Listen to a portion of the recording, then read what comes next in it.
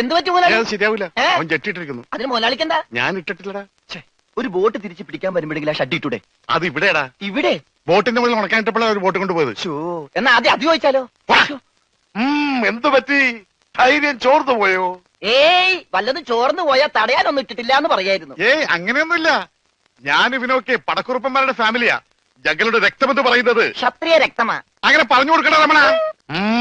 അതുകൊണ്ട് എനിക്ക് വേണ്ടി രമണൻ ഗോദായിലേക്ക് ഇറങ്ങുന്നതാണ്.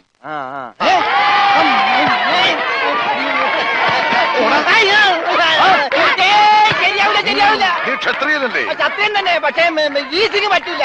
എങ്കിൽ സോണിയായുമായി പിടിക്കട്ടെ. സോണി അതാരി?